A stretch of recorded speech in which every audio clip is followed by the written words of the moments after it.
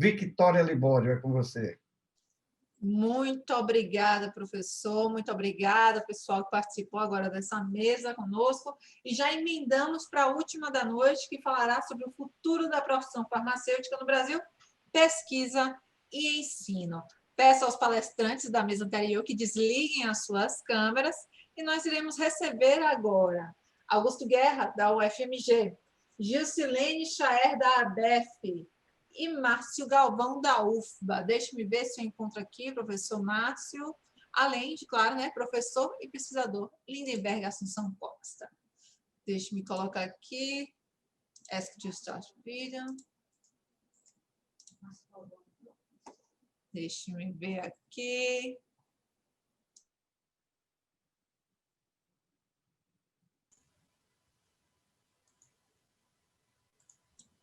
Pronto, perfeito. Sejam bem-vindos e bem-vindas, Zane. Muito obrigada pela participação hoje. Deixe-me colocar o pessoal agora para ficar de participante.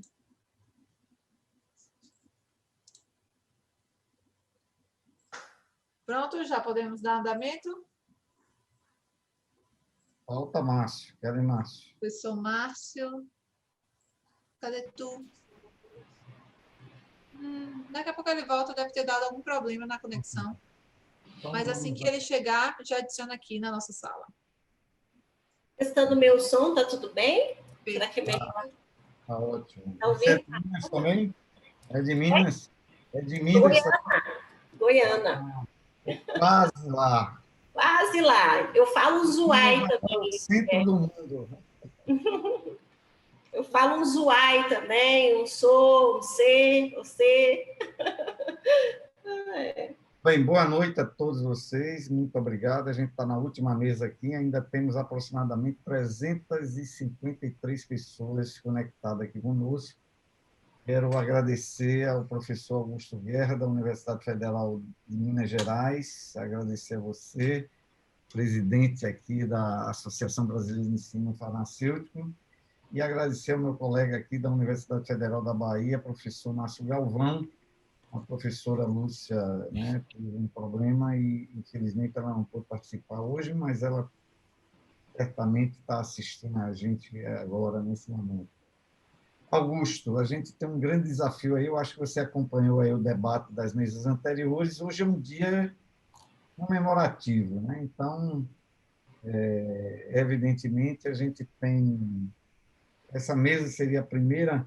Eu abri uma exceção para o doutor Godoy falar sobre a história da farmácia, a gente foi agraciado lá pelaquela aula, né, da Universidade Federal de Ouro Preto, e que eu fiquei assim maravilhado.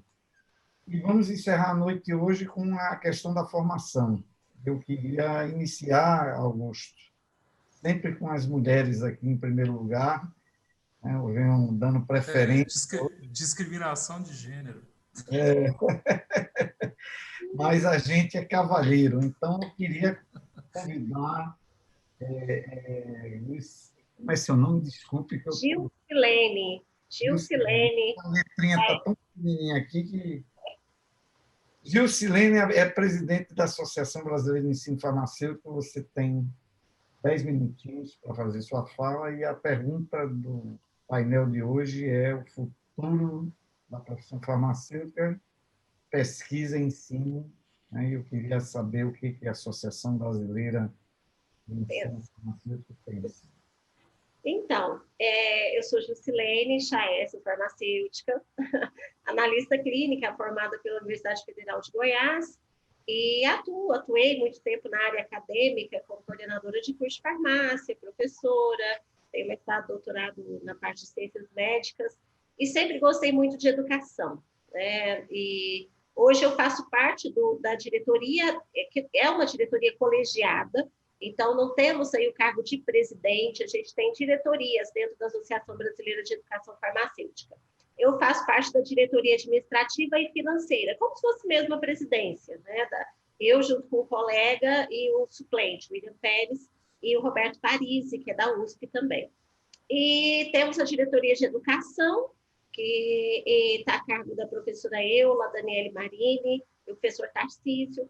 E temos a diretoria de comunicação dentro da ABEF também, que está a professora Vânia Santos, que me fez o convite, juntamente com você, Lindenberg. Eu gostaria muito de agradecer esse espaço, porque a ABEF, além da professora Vânia, o professor Flávio e o Ranieri Camuzzi, que é, se eu não me engano, da Universidade Federal do Rio de Janeiro, fazem parte de diretorias de comunicação. E temos também, né, o Conselho Fiscal e tudo. A ABEF está passando por uma fase de reconstrução. Nossa diretoria foi eleita ao final de 2019. Fizemos um ano aí de mandato, um ano bem atípico, mas conseguimos ser bem atuantes. Fizemos muitas lives na parte de educação, que é o nosso foco. E precisamos divulgar mais a Associação Brasileira, porque a gente precisa dos professores, dos docentes estarem participando conosco, e dos discentes também, que é a parte mais interessada. E eu acredito assim que achei muito interessante esse assunto. Eu não participei do início, porque eu estava, inclusive, porque hoje é o dia do farmacêutico, além de ser da ABEF, eu sou presidente do Conselho Regional de Farmácia do Distrito Federal, atualmente, né? Já estou aí no meu 3º mandato, já estou precisando passar o bastãozinho para frente, mas fizemos, aí acaba que a gente tem essa visão política, a visão da classe, como a nossa categoria está crescendo no Brasil e aqui no Distrito Federal, que é onde eu atuo, e como a educação pode ser transformadora para esse farmacêutico, esse novo farmacêutico que a nossa sociedade precisa. Trabalhamos muito nas DCMs de 2017, que a gente voltou o nosso currículo para competências, para os serviços, que acho que era uma coisa que todos os currículos da área de saúde, eles têm que ter essa visão, né, de serviço, uma visão contextualizada do papel do farmacêutico na nossa sociedade, para que serve esse profissional e qual é o profissional que a sociedade necessita. E nós estamos passando por profundas mudanças a nível educacional.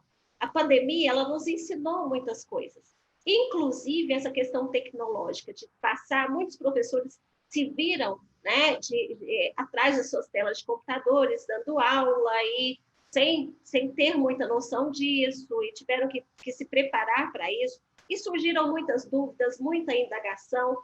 Será que isso vai substituir o nosso ensino presencial? Como que a gente tem que lidar com essas questões? Então, a gente sempre veio recomendando, em cima das deliberações que eram do Ministério da Educação, as nossas recomendações, as recomendações dos professores da Associação Brasileira de Educação Farmacêutica.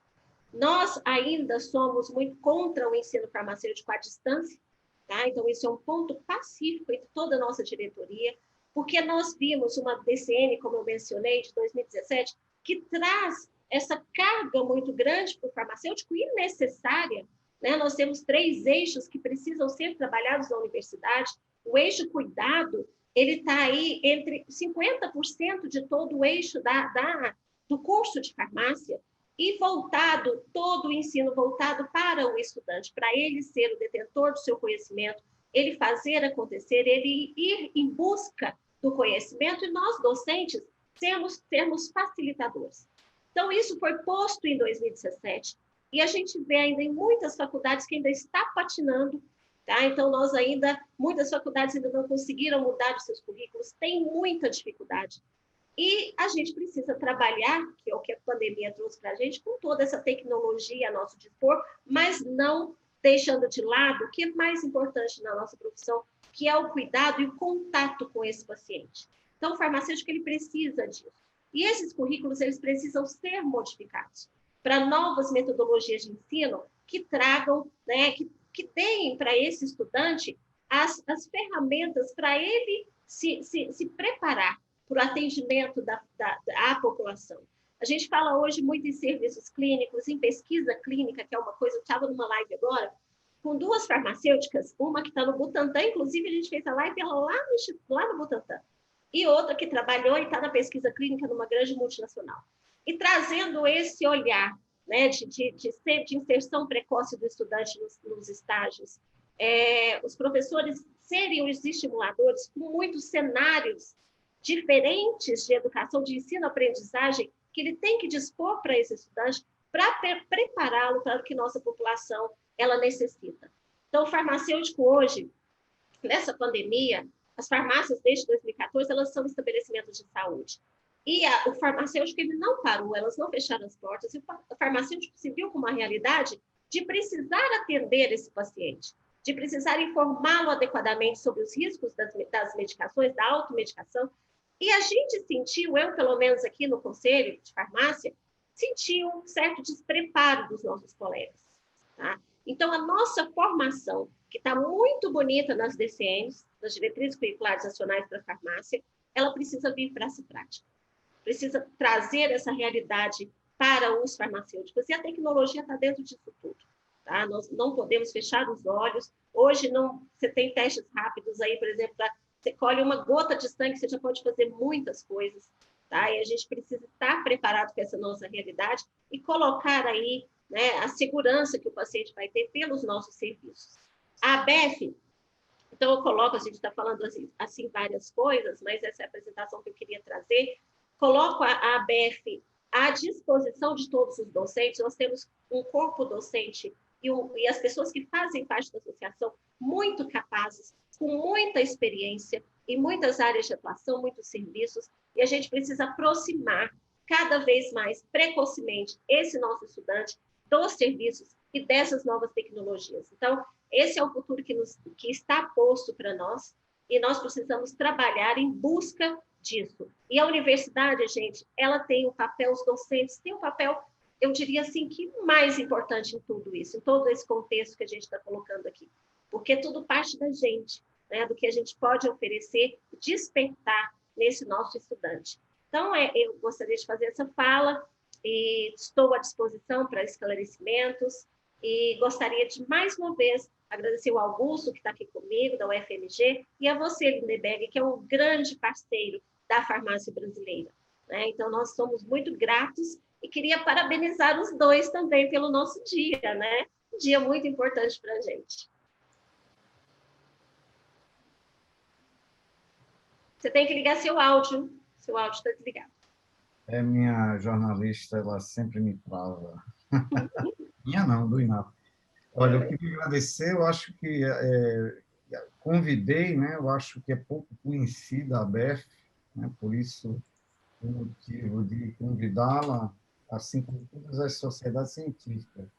Acho que a farmácia ela tem que unir forças no sentido da gente ter mais consenso, em que ser consenso hoje ser uma palavra pouco em voga, né? É mais dissenso do que consenso.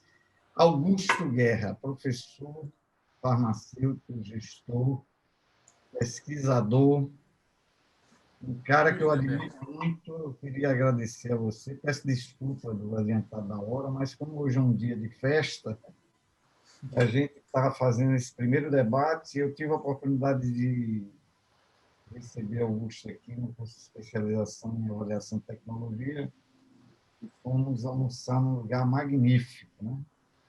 Lá na praia de Arembepe, e Augusto fez uma provocação para mim que eu fiquei, desde esse dia, Augusto, refletindo sobre o que você me perguntou, e eu vou trazer aqui, talvez você nem lembre, mas você fez uma provocação que eu fiquei, digamos assim, reflexivo desde aquela época, né?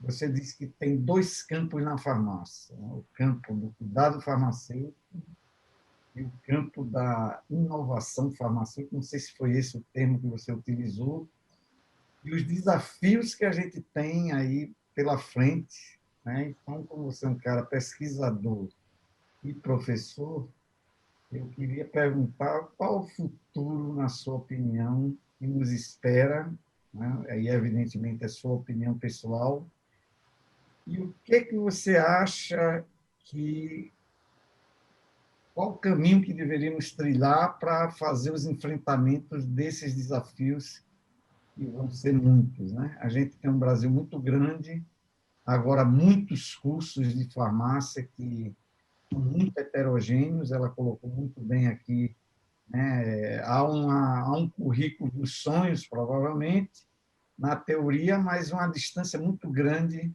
né? De entregar um profissional para o mercado de trabalho, né, dentro de um padrão mínimo de formação. Aí eu lembrei dessas suas colocações e, para mim, muito obrigado por estar aqui, parabéns também. E, para mim, é uma honra recebê-lo sem nenhuma, como eu disse na mesa anterior, rasgação de seda, né? Eu digo sempre a ele que eu admiro o trabalho dele porque ele tem uma liderança que é, de fato, como os mineiros falam, a Faculdade de Farmácia de Minas Gerais está entre uma das melhores do Brasil, e não é à toa, porque tem grandes professores, a gente viu aqui, em Minas Gerais tem um celeiro assim importante na área de farmácia. Seja bem-vindo, Augusto. Bom, obrigado, Lindenberg, pela oportunidade de estar falando aqui. Agradeço muito pelo convite, né, nesse dia. Foi interessante ter ouvido diversas palestras anteriores aí, alguns pontos de vista que eu compartilho. O último que eu me lembro aqui e que é um ponto que eu penso desde sempre é que uma profissão só existe quando há necessidade social dela. A gente consegue manter ela por efeito cartorial por algum tempo, mas não eternamente. Então, o que determina a existência da profissão é a necessidade dela. E a gente atua numa profissão que a gente esquece que, na realidade, ela é talvez a profissão, eu falo talvez para não arriscar cientificamente, está errando, mas na minha percepção com certeza a profissão que mais evoluiu nos últimos 2 séculos, principalmente no século XX. Por quê? Porque um profissional farmacêutico é capaz de atender a necessidade de milhões de pessoas por meio da industrialização de medicamentos e da distribuição desses medicamentos por cadeias logísticas. Então, esse é o ponto. O aspecto que você me falou, né, e eu vou tentar equacionar, porque tem muitas coisas importantes para serem faladas, mas eu não quero também usar esse horário que já é avançado, já tem um avançar de horas aí para a gente poder, para não ficar aqui se delongando. Mas qual é o ponto central? Eu estava até revisando aqui, já tem bastante tempo, 20 anos que eu acompanho isso. Você tem 2 sociedades internacionais que pautam a profissão farmacêutica, por mais que os farmacêuticos não queiram, não percebam ou não participem. E essas 2 sociedades, o nome delas, coincidentemente, é o mesmo. E elas são sociedades que atuam em alguns aspectos na mesma cadeia de processo da profissão. E as 2 se chamam ISP, né? International Society. Só que uma é International Society of Pharmaceutical Engineering e a outra é International Society of Pharmacoepidemiology. Então, a Sociedade Internacional de Farmacoepidemiologia e a Sociedade Internacional de Engenharia Farmacêutica. O que eu estava te falando é que a profissão farmacêutica, sob o meu ponto de vista, e na percepção do que de fato chega para as pessoas, ela tem 2 eixos. Um eixo de engenharia farmacêutica e um eixo de clínica. O que difere o eixo da clínica do eixo de engenharia? É a atenção individual às pessoas versus a atenção coletiva. A atenção individual às pessoas, no caso da clínica, ela equivale, nesse caso, o profissional de saúde, como um profissional de qualquer outra profissão da saúde. Quando ele atende 1 a 1, né? Ele pode até fazer sessões coletivas com pacientes, mas, na realidade, o foco dele é a clínica individual. Então, isso define, né, um eixo profissional e habilidades profissionais que são necessárias para lidar diretamente com pessoas. No eixo da engenharia farmacêutica, você tem todos os processos, inclusive a farmacoepidemiologia. Por que inclusive? Porque engenharia farmacêutica, o que é a palavra engenharia? A palavra engenharia, ela denota a nossa sociedade, etimologicamente eu não vou entrar nesses detalhes, mas ela denota a questão de construir, né? Construir processos, construir produtos, construir serviços. Então, as ciências farmacêuticas, elas demandam engenharia farmacêutica para que haja produto farmacêutico. E aí a gente tem que lembrar, por que a profissão farmacêutica é uma das que mais se desenvolveu ao longo do século XX, e ela está a ponto de uma ruptura tecnológica, Lindenberg, que eu acho que poucas pessoas perceberam. A pandemia vai acelerar essa ruptura tecnológica. Por quê? E essas questões de revolução, elas são assim, elas não têm a ver com eu gosto ou eu não gosto. A revolução acontece, traz todos os prejuízos e benefícios que ela vai ter e você tem que se adaptar. Esse é o contexto. Não dá muito para lutar contra uma onda de revolução que simplesmente muda tudo de uma hora para outra, goste você ou não disso, se adapte ou não a isso. Então, a revolução que nós estamos vivendo é uma revolução similar ao que aconteceu no século XX, no início do século XX, quando a gente tinha a profissão farmacêutica uma profissão mecânica com o eixo clínico. Então, a profissão vem de Portugal para o Brasil e de alguns países da Europa com o Brasil, como o professor de Ouro Preto falou, e só para demarcar aqui, eu iniciei o curso de farmácia Ouro Preto, depois eu fiz outro vestibular para o UFMG, por uma questão de que eu trabalhava aqui em Belo Horizonte, tinha que ir e voltar para Ouro Preto, então eu conheço bem a Faculdade de Farmácia de Ouro Preto. Mas, voltando aqui nesse aspecto, o que houve de revolução no século XX e o que está para vir, né? A revolução do século XIX para o século XX na profissão farmacêutica, ela foi simples assim. O farmacêutico era responsável, e eu li alguns textos de Portugal, não pela sua demanda, mas porque estou revisando algumas aulas, onde a farmácia portuguesa ela tinha acesso a matérias-primas do mundo inteiro, e se você pegar a Farmacopeia, a primeira edição do Brasil, você vai encontrar lá milhares, literalmente milhares de formulações de plantas medicinais, que eles aprenderam com os índios brasileiros, mas também com os povos de todo mundo que Portugal teve contato, que foi da costa brasileira à costa da China, passando pelos dois lados da África, pela Índia e o sudoeste da Ásia, ali, Tailândia, aqueles países que já tinham civilização há mais de 3.000 anos, quando Portugal estabeleceu bases de negociação ali, que eles chamavam de feitorias, né? Forte, uma irmandade de Santa Casa e um entreposto comercial. Portugal não tinha o mesmo processo espanhol de conquista de colônias. Ele participava, até porque a população era muito melhor, de entrepostos comerciais e alianças militares. É o que marcou o processo de colonização portuguesa. Tanto é assim que Macau até hoje fala português, Goa até hoje fala português na Índia, nos dois lados da África falam português, e as pessoas fazem isso porque tem um certo orgulho da herança portuguesa com todos os desafios que isso representou.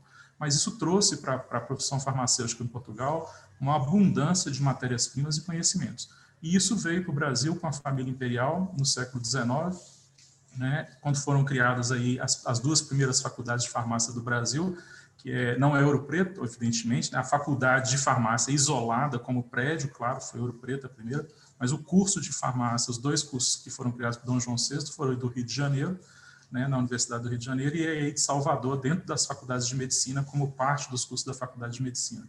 E aí nós chegamos na virada do século XIX, século XX, com milhares de formulações na nossa farmacopeia, porque recebemos toda essa influência. E as nossas farmácias refletiam esse processo de trabalho, que era um processo de trabalho mecânico, segundo alguns autores portugueses. Qual que é o problema disso? Nós não absorvemos, porque a escassez ela faz com que a gente tenha que procurar soluções.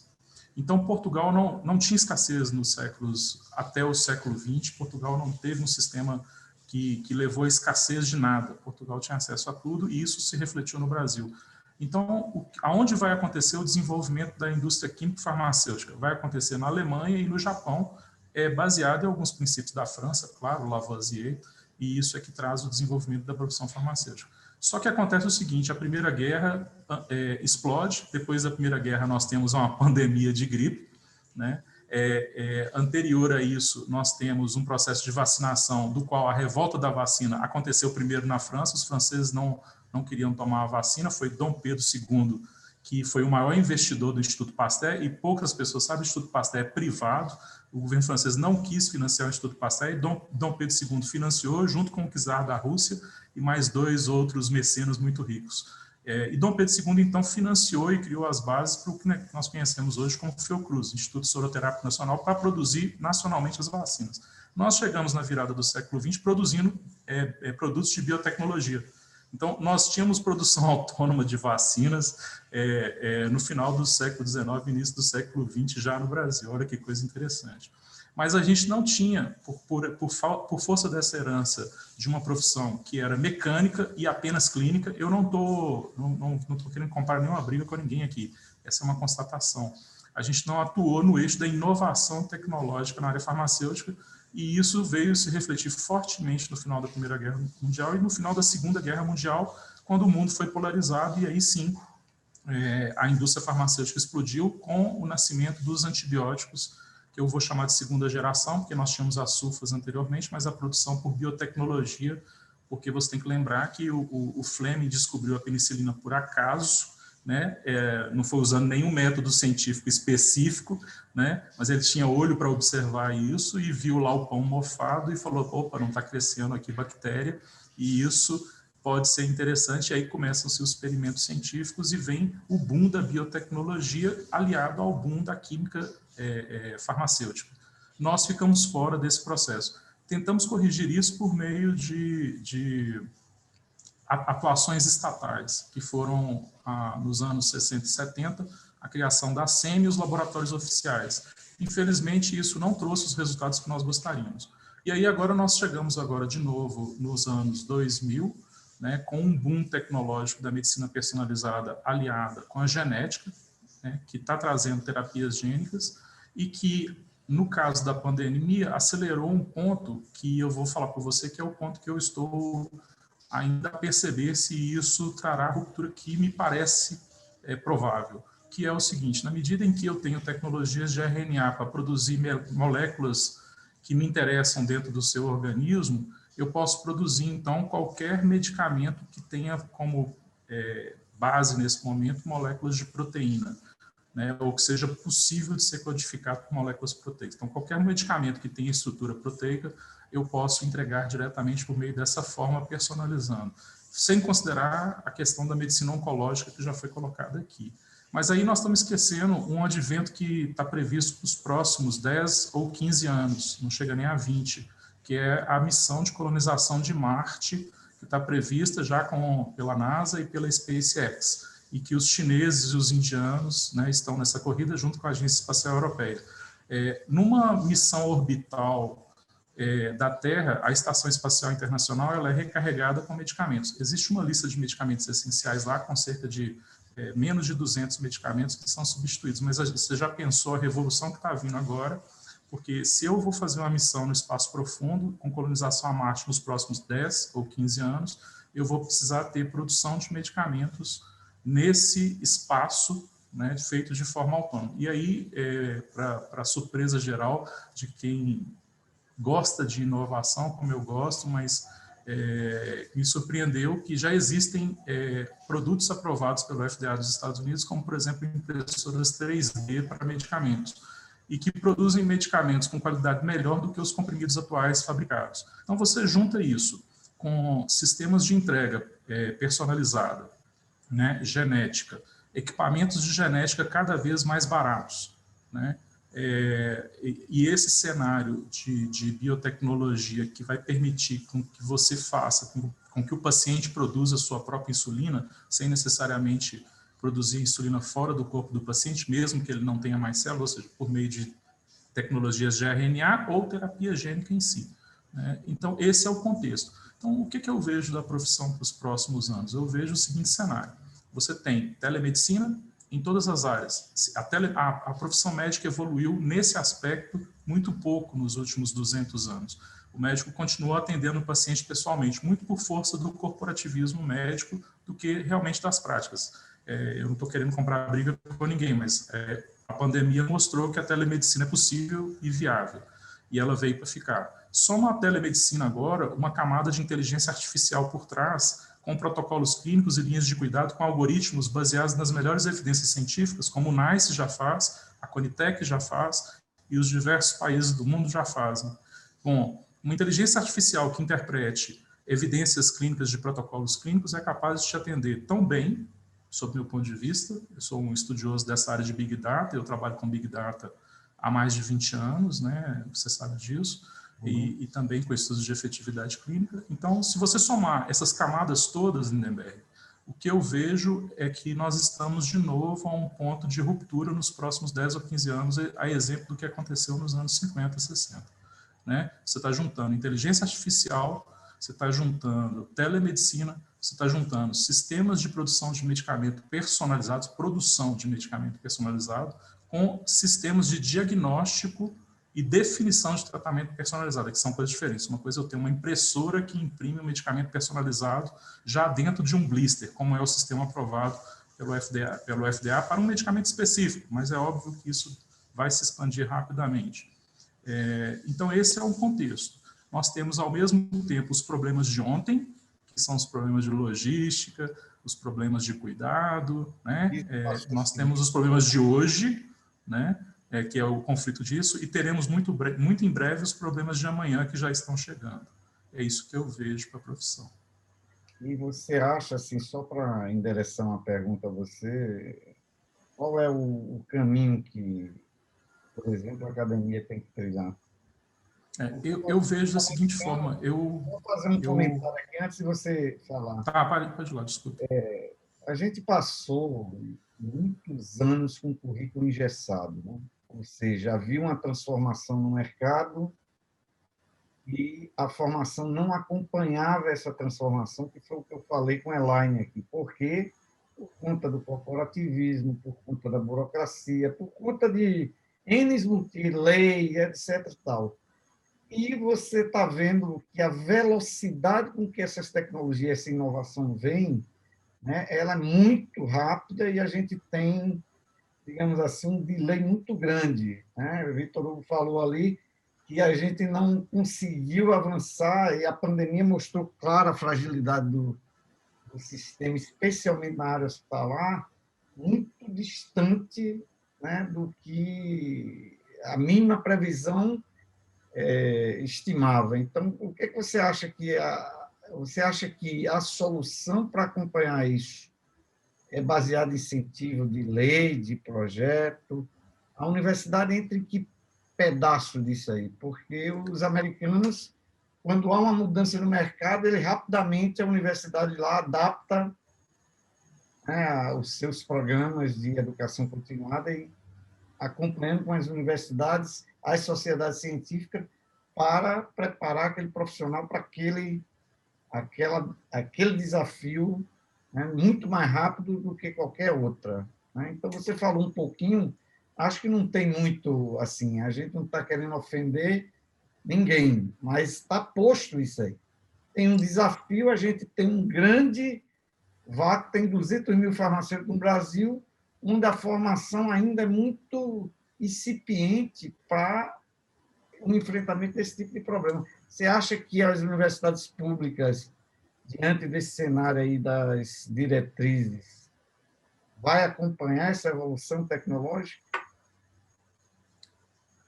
Essa pergunta ela é muito difícil de ser respondida. Mas é o achismo mesmo, assim, é o que você deu sua opinião. Eu particularmente acho que todo o sistema de ensino universitário ficou obsoleto. Eu sou professor há 20 anos e eu considero que ficou obsoleto.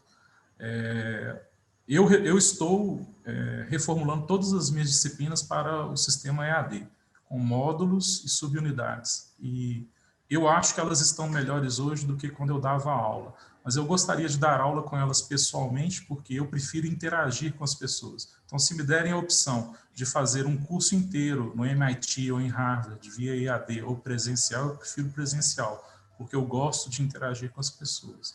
Eu acho que eu aprendo muito mais interagindo do que apenas ouvindo ou estudando. A interação ela tem componentes subjetivos. Então, mas não há dúvida que o sistema universitário do mundo inteiro está em ruptura. Por quê? Basicamente pelo seguinte: todo o conhecimento está disponível, de tudo. O que você precisa é definir o que você quer aprender. Então, talvez o que você vai precisar vão ser de coachings.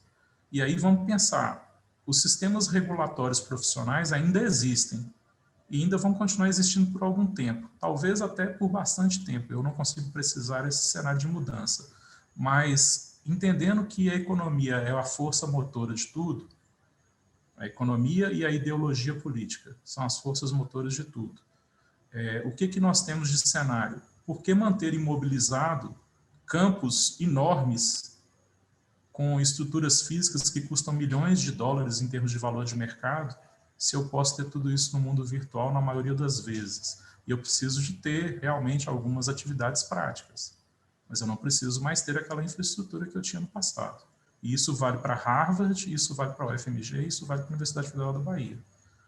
A imobilização de ativos das universidades é uma questão que vai precisar ser revista daqui para frente.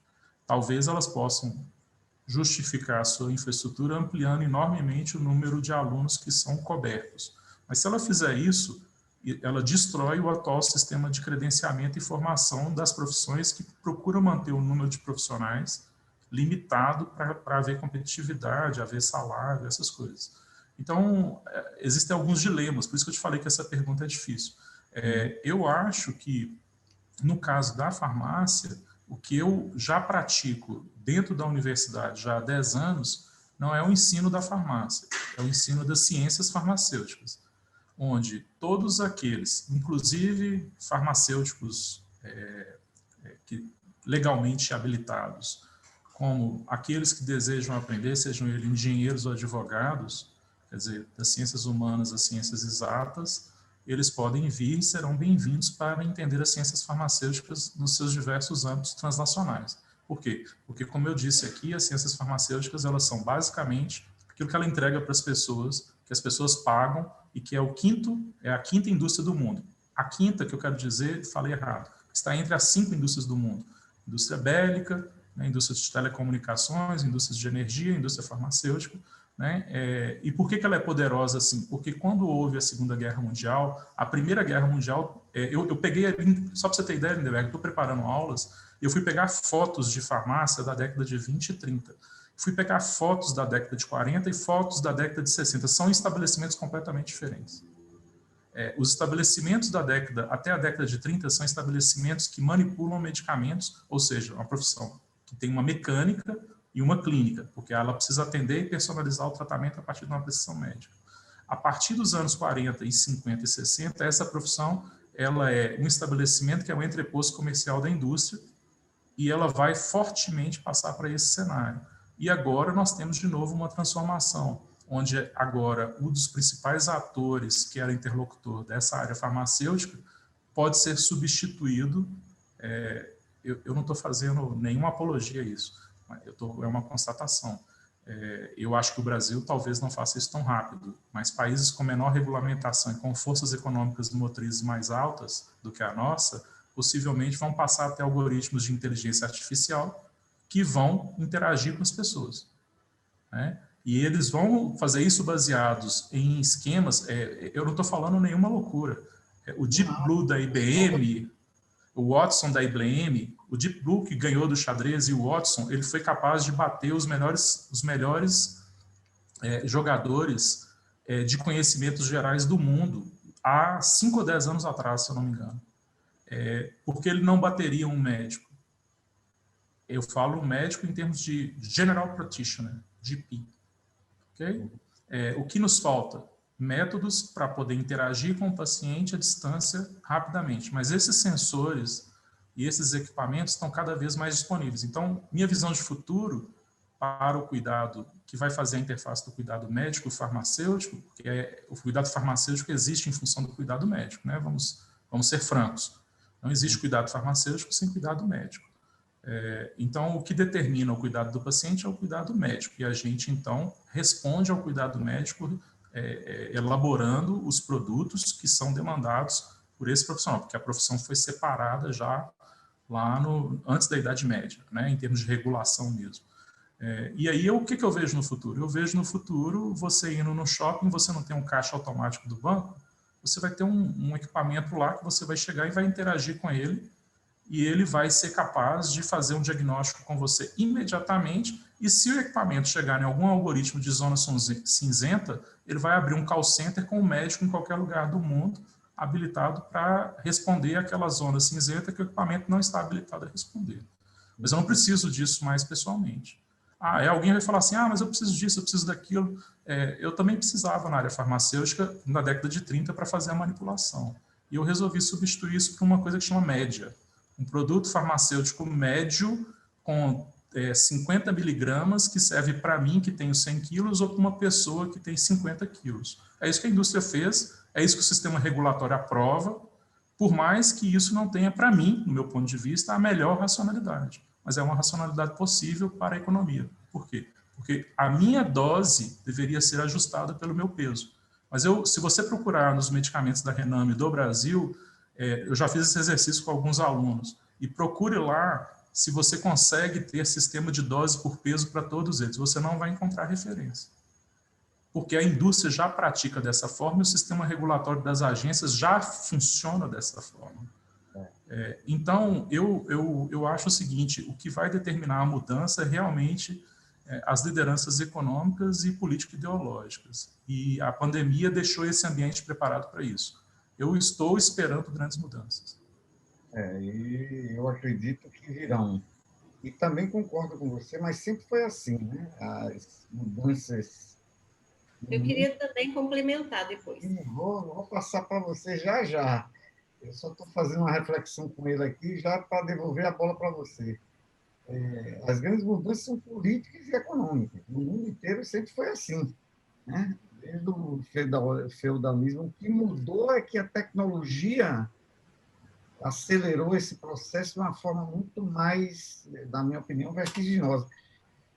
E, minha amiga da ABEF, você acha que as universidades... Eu fiz a pergunta para ele, ele respondeu em parte, mas ele falou da disciplina dele. Obviamente, ele não pode falar pelo Brasil, eu acho que nem você também, mas pelo cenário que você vê aí, como é que a gente vai estar caminhando para se adequar a esse novo cenário aí que Augusto está prevendo? Eu vejo assim que nós ainda temos uma dificuldade muito grande de acompanhar essas evoluções.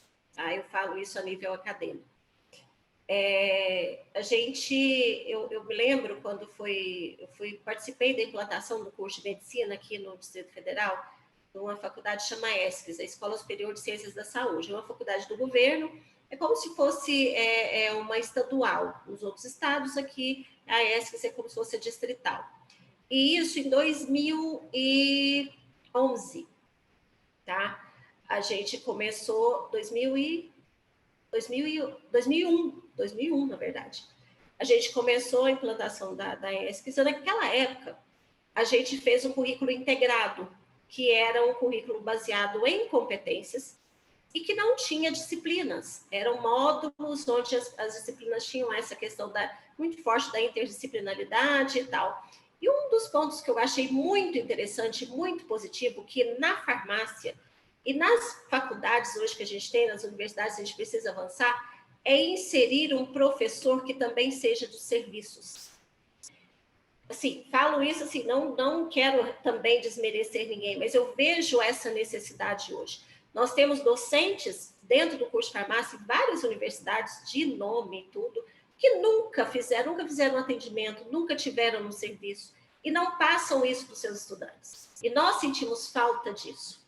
E meio a que o Augusto colocou, eu aprendi muito na fala dele, ele traz uma reflexão histórica que é interessante para a gente entender o contexto atual e o futuro até que nos espera. Esse ponto nas universidades ele precisa ser revisto. Tá? Não adianta a gente pensar que temos que ter mestres, doutores, pós-doutores, que nunca pisou, por exemplo, numa farmácia, nunca fez um atendimento com o paciente. Então, nós não vamos conseguir avançar se a gente não tiver também esse olhar. Então, quando ele fala que as universidades, hoje ele está revendo tudo e que o ensino, hoje ele mudaria tudo, esse contexto também tem que ser mudado. Porque nós precisamos de estudantes que já imediatamente tenham contato com essas tecnologias, com essa evolução e com docentes que participam disso. Tá? Então, não imagina que eu vou desmerecer as outras pessoas, não é isso. Mas eu vejo que este é um ponto que o ensino ele precisa avançar. A gente fala hoje também, né, de tecnologias e inovações tecnológicas, mas o nosso ensino ainda é muito tradicional. É aquele professor que está lá passando seus slides e seu PowerPoint e tal, e colocando lá, e o estudante só recebendo aquilo, sem um contexto, sem uma participação realmente efetiva, que vai trazer esse olhar crítico e esse olhar e a habilidade que realmente a gente necessita. Então, a gente sempre está falando sobre isso. Mas é muito chato essa coisa de metodologia ativa. Que coisa chata. Agora a gente está vendo, nós estamos aqui, né, atrás de telas de computador, interagindo, cada um no lugar distante do Brasil, E eu acho que o futuro também para o ensino vai ser isso. A gente vai interagir não só com as pessoas que estão no nosso ciclo, na nossa sala, mas com o ambiente virtual, uma possibilidade de interagir com o mundo todo, com cientistas, com professores, o mundo todo. E a gente tem que ter esse olhar e pensar nisso. Ainda defendo muito a questão presencial, sim, porque nós temos que desenvolver habilidades e atitudes. Habilidades mesmo, de realizar um exame, de mexer no equipamento e tal, e isso a gente faz presencial. Mas muitas das coisas a gente pode fazer no ambiente virtual e é muito bom. E para o futuro nosso, eu vejo assim, é educação e saúde mesmo, é prevenção de doenças, essas novas, né, terapias que estão surgindo, a biotecnologia, a nanotecnologia, e o farmacêutico ele tem que estar inserido nesse conceito, nesse cenário de atuação, e eu vejo que a universidade ainda está patinando muito, a docência ainda está patinando muito para a gente chegar a esse nível. A gente está com uma diretriz de 2017, que é de cuidado, que é integrativa, que é baseada em competências, e a gente ainda não conseguiu colocar isso em prática, né? Com tudo que a gente vive e tal, o ensino ainda está muito incipiente. Mas é isso, se a gente não muda pelo amor, a gente muda pela dor, né? Então, a gente vai ser obrigado a realmente avançar. Olha, muito obrigado a vocês dois. Eu fico extremamente feliz aqui. Tivemos hoje uma noite muito produtiva. Peço desculpa pelo adiantado da hora, Augusto, a você, e dizer que foi uma honra muito grande. Eu acho que isso é um primeiro debate, Augusto, espero de muitos, né? Eu sou otimista com o futuro. Acho que há uma inter-relação aí entre a universidade por exemplo, um instituto como esse, o seu centro, né, que é um centro importante. Acho que cabe espaço, sim, de inovação, e acredito que a gente tem aí um grande desafio, que é esse de se preparar para que a gente tenha uma formação, especialmente os farmacêuticos, como ele colocou aí, de ciências farmacêuticas, dentro de um campo que abrace essas áreas de uma forma muito mais veloz. Então, agradeço profundamente. Vou passar aqui a palavra, deixar 30 segundos para vocês se despedirem, começando por você, Augusto. Obrigado, Lindebeck, pela oportunidade. Dizer que a questão dessas questões das metodologias ativas, passivas, de ensino ou de ensino à distância, uma questão de ser a favor ou contra, esse é o contexto colocado e não há alternativa, né? E o futuro vai vir, ele vai vir dessa forma, você gostando ou não. Não tem muito o que fazer. Então, eu agradeço pela oportunidade, agradeço a Juscelino. Só uma questão importante, Juscelino, é que você tem dois tipos de centros universitários no Brasil. Centros universitários onde você só contrata professores doutores, onde obrigatoriamente a gente deveria ter a produção de ciência e tecnologia feita em alto nível. E centros onde isso não é necessário. Onde ele não é necessário, eu até acho que talvez o ideal não fosse ter mestres e doutores. Se ele não está voltado para pesquisa e tecnologia, o curso deveria ser um curso muito com profissionais que estejam muito mais próximos da ponta e que, de preferência, não tenham doutorado, que tenham experiência profissional, ao contrário. Não que o doutorado seja um problema, mas é que a experiência profissional é que vai determinar a qualidade do ensino para esses profissionais. Mas centros como o da UFMG, ou talvez a da Universidade da Bahia, ou da USP, o papel nosso é duplo. A gente deve formar mão de obra para o mercado, mas essa mão de obra ela tem que ser uma mão de obra que é capaz de fazer a incorporação e a translação, né, de todo o conhecimento científico do mundo. Então, é diferente de um centro universitário que deva apenas formar profissionais para o mercado. Essa que é a diferença. Senão, não seria custo efetivo contratar professores doutores em dedicação exclusiva. Agora, é claro que é possível separar isso, né? Tirar a pesquisa das universidades e deixar elas apenas com formação como escolas, né? Ao invés de centros de pesquisa. Mas essa não é uma decisão nossa, professores, né? É uma decisão do país.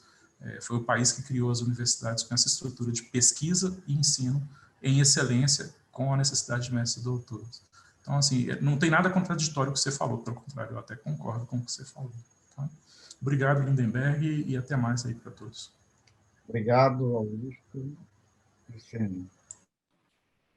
Então, queria agradecer a participação, acho que esses espaços de debate são muito importantes, porque mostram para a gente possibilidades e mostram caminhos, né? E até faz com que a gente faça uma reflexão do nosso real papel enquanto docentes, enquanto formadores de opinião também, e espelho, né? Para as pessoas que estão nos assistindo. Então, achei muito interessante. Espero participar mais vezes com vocês. Agradeço muito, ENAF, e agradeço muito, professor Lindenberg, doutor Lindenberg, pelo convite, e professor Augusto também, por estar participando aqui comigo, e me coloco à disposição, coloco a BEF à disposição de todos vocês.